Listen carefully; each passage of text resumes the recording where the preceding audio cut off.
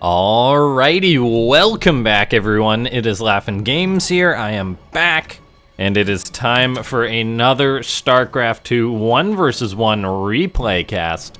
We have got ourselves a TVT today, however it's going to be a bit of a special one. We've got another one of these Grandmaster games that popped up. So it's going to be the AlphaStar mid iteration of Terran, going to be taking on a Grandmaster player, so one of the best StarCraft 2 players that is out there. I mean, making GM's doable. I've done it. But maintaining GM, not something that I can say is super easy. You gotta play the game and have quite a high level of understanding. Now, this Grandmaster player, interestingly enough, actually delays his barracks a little bit. I wonder what that was about.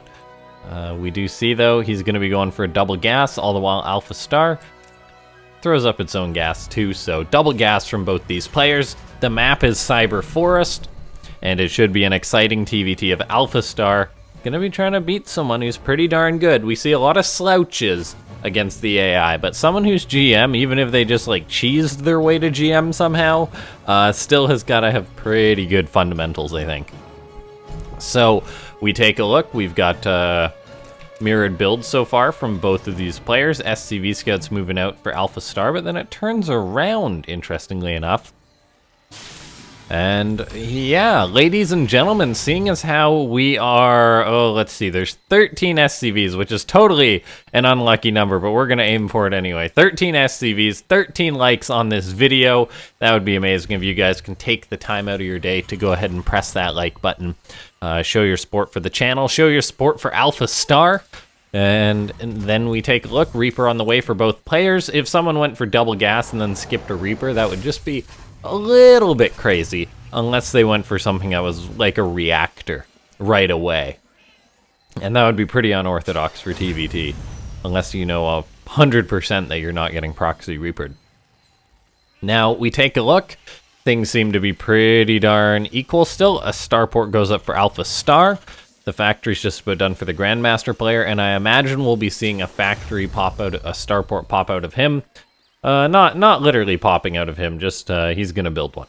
So we take a look. There is indeed actually no starport for the Grandmaster player yet. He goes into the command center, so the quicker command center play, delay your starport a little bit, and then just keep making your Reapers and Hellions. I'm honestly fine with this decision. I mean, if you're not playing offensively, like you're not trying to get out of Banshee super early in TVT, I think it is fine. That way, you'll still get up your own starport at a decent time to help you defend against an opponent's Banshee. If, say, you make your own Viking or your Raven or something. But you definitely won't be able to really be offensive with it. Say, make your own Liberator or anything like that. Still, though, as a result of the build, we see a much quicker command center for the Grandmaster player, while he's also still going to have very nice defensive tech. Having a factory done quite quickly, a barracks done, already got out some Reapers and Hellions to prevent an enemy incursion with their own Reapers and Hellions. Really good stuff for the Grandmaster player. We'll see if he's going to make a Viking or if he'll start up a Raven. What his choice will be to do with this starport. He lifts it off for starters, interestingly enough, so it looks like he's just going to land it on this reactor when he can. Probably go into double Viking production, which is something that's exciting. Seizing air control early game TVT can be something that's quite interesting how it works out. The Grandmaster player actually hesitating a little bit, decides to build a tech lab on his starport. What's he gonna make with a tech lab? At this point, a little bit of hesitation, was maybe thinking of getting that reactor, then decides to lift it off. I'm honestly not sure what he's going for here. Now, I did say though that Vikings early on can be quite effective in TVT. We're seeing no player go for Vikings, but I think it's still relevant to say Vikings in TVT can be very powerful. They can help you with defense. They can help you go for pushes with that range. Basically makes it impossible for your opponent to... Oh, by the way, kill on that Banshee, really, really nice. It makes it impossible for your opponent to basically get your tanks, because you're the one with the higher range from the Vikings. Your opponent can have to burn scans. At the same time, though, going for Vikings can make you vulnerable to just something like a brute force push. Since the Vikings are in the sky, they're not helping you against ground units or anything like that. For now, we do see that the Grandmaster player has parked his Reapers Hellions and Cyclone on the top of this ramp. I really do enjoy this choice. He killed off the Banshee, then moved out on the map. AlphaStar behind this is making a Raven, making another Cyclone. Already has out a Siege Tank. The worker count's quite even, so we do have a very even game. For starters, looks like there's a Cyclone in the main base still for the Grandmaster player. He is going to have his Raven. This will help him react to the Banshee. He is going to lose a few SCVs, though, to this Banshee.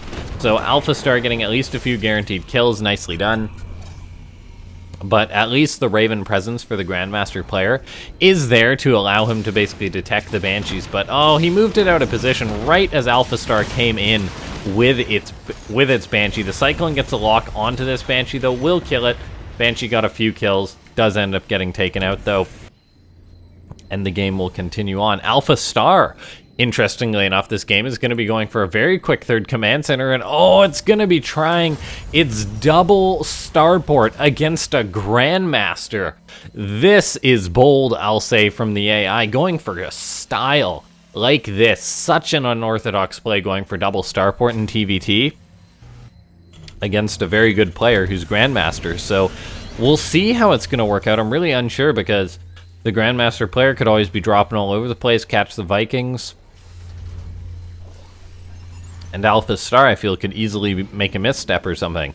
So who knows how exactly that's going to play out. One thing that I will say is going very well for AlphaStar is the fact that the Grandmaster player hasn't actually moved out with his Reaper and Hellions to scout out the third base of his opponent, so he's got no idea that this third is on the way on location for the AI. This is such a greedy command center from AlphaStar, seeing as how it's playing, so the fact that the AI basically just was like, alright, third CC, let's go, and it worked out completely fine for it, is really quite amazing. Now the AI is getting up a turret at its natural, just rocking the double starport, making Vikings, making Banshees, all that jazz. All the while the Grandmaster player is playing a more conventional style, getting up his E-Bays, getting up his third CC on location, getting up his extra rack, stim pack.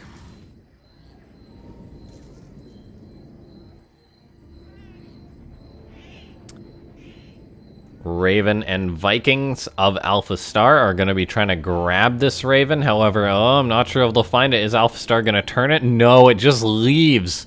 It just leaves its Raven in the bottom left corner. Will the Grandmaster player find it? No, he won't. He's moving around the map trying to find it, but he's not going to find it.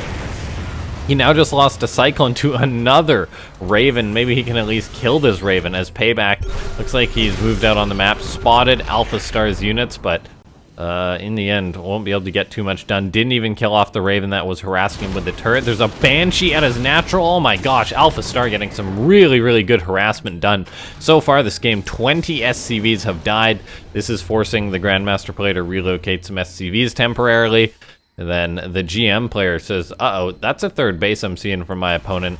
I wouldn't be surprised if the Grandmaster player is getting mech vibes from AlphaStar, so he's feeling really pressured to push. And he does have quite a nice army, so the potential to push is here. However, we do take a look. There's indeed 4 tanks on the high ground for the Grandmaster player, or for AlphaStar, pardon me. The Grandmaster player is going to push in with his own tanks. This could be nice for him. He's getting his tanks set up in between AlphaStar's third and AlphaStar's natural base. There really isn't the force here for AlphaStar to actually push into the natural. So there's a chance that this command center could just die. These SCVs will be locked out of their base. A nice blow from the Grandmaster player, hitting AlphaStar where the AI was not prepared for this attack. All these supply depots are also vulnerable. That is going to be a nice pickoff too for the GM, who's going to be repositioning his tanks once again. The Viking count we're looking at right now is in favor, or actually tied right now. Ravens tossed down interference matrices. I think AlphaStar got the better pick-off in that trade.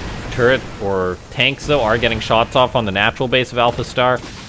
Looks like one Banshee is being a pain and harassing, but that'll get cleaned up by the GM. And so far, I think things are looking good for the GM, as tanks are going to massacre these SCVs.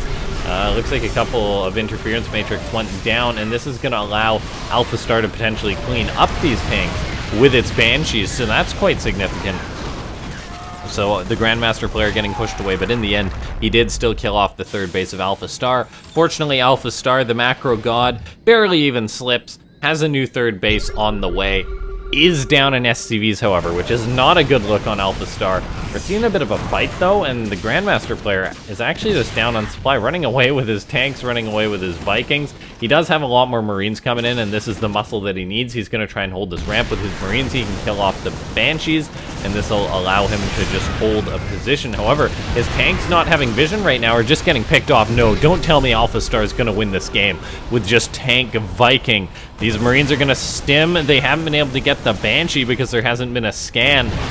The tank is going to try and hold firm for the Grandmaster player, but look at this. AlphaStar is pushing the Grandmaster player all the way home. There simply isn't that much for the GM. He just lost a Medivac.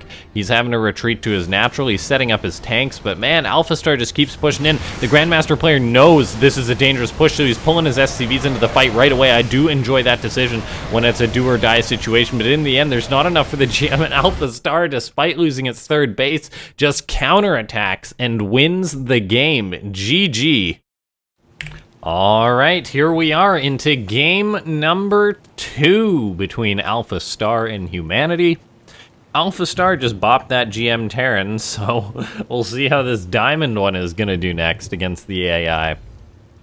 This game, AlphaStar is going to be playing Zerg, though, so change it up from Z to Z from T.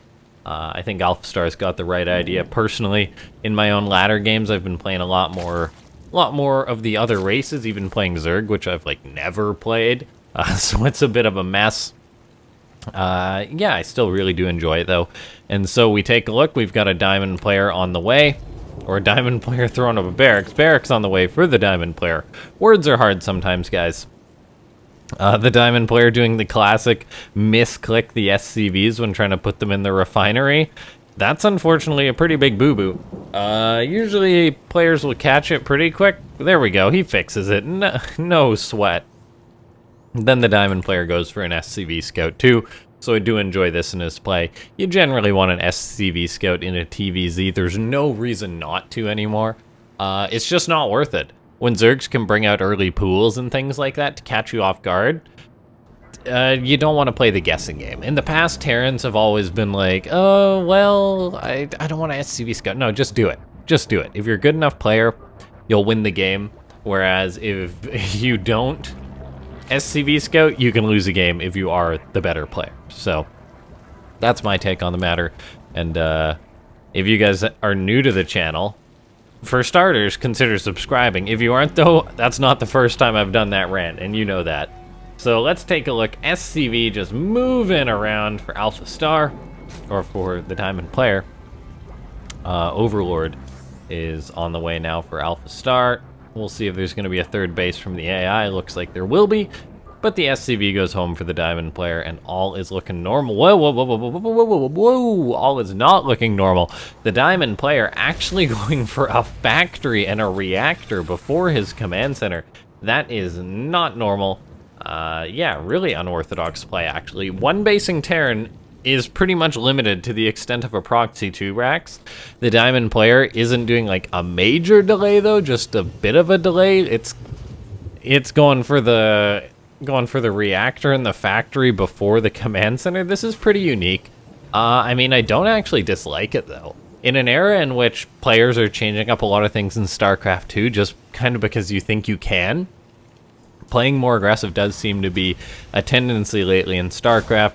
In the meta right now, Protoss are playing more aggressive, more gateways, less defensive units, things like that.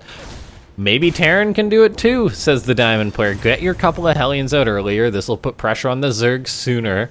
Your command center will be a little bit late, but not that much later. And so, who knows? Maybe this is like a next level build from the Diamond player, and we'll see this be in the meta next month or something. We'll still see how well it's going to work out. He's getting out a Marine after this. This will help zone out Overlords, getting up his Starport. Yeah, I really do enjoy the choice for this.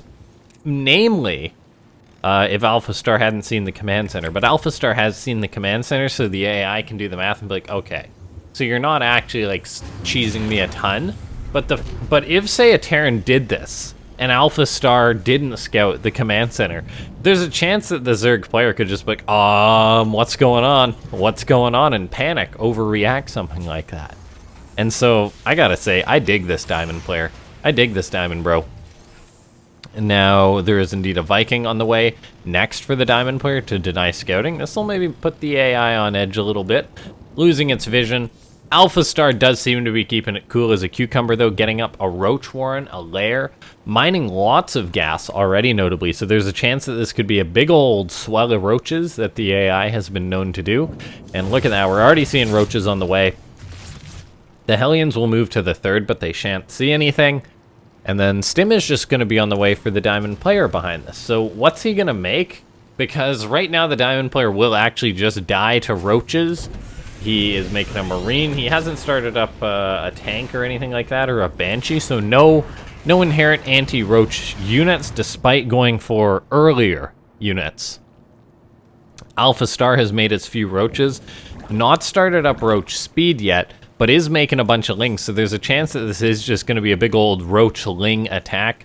The lings will help catch the Hellions, which is very nice, so if the Diamond player loses his Hellions for not, then he'll just simply lose the game. The Nidus is now on the way for AlphaStar to follow this up, so it is indeed going to be a Nidus play. The Viking, however, has killed off all the Overlords, so there's not going to be a lot for AlphaStar to have to actually spot and put out this Nidus. But then we take a look.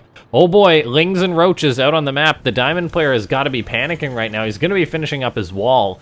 He's got some Marines behind the wall, which is really nice, but oh no, the classic Diamond blunder lets the lings in. The door is down, and the killers just move into the house, and this is bad news bears for the Diamond player. He just finished up a Liberator, so he can set that up to help zone out the roaches, but there's more and more lings coming across the map for AlphaStar.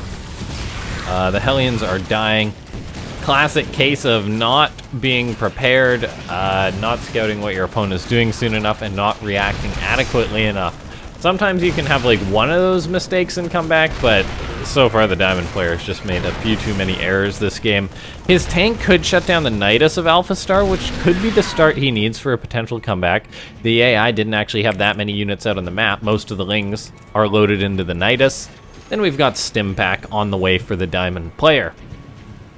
Let's take a look. There's indeed a Liberator moving around on the map. Just going to be getting queued for some harassment. I don't mind this. The Diamond player does have Stim Pack behind this as well, so there's always a chance that that Stim Pack could allow his Marines to get some really good damage done. The concern right now, though, is that AlphaStar does still have quite a large army. There's definitely potential of a greater attack. The Zerg has also got up to 46 drones.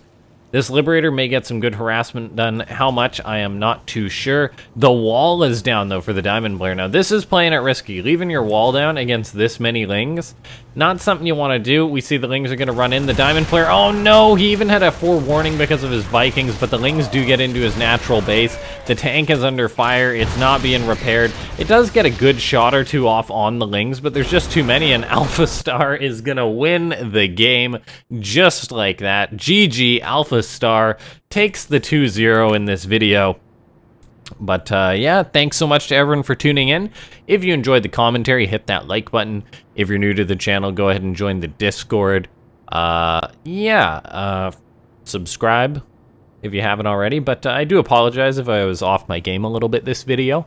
My neighbor's playing music, and unfortunately, that is just part of having neighbors. I can't really ask him to turn down his music in the afternoon. And as I'm back to work at this point, I can only record when I can only record.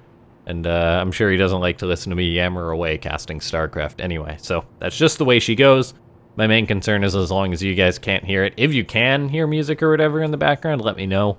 I tested the audio though, and you guys can't, from what I can tell. But anyway, I'll see you guys next time. Thanks so much for watching.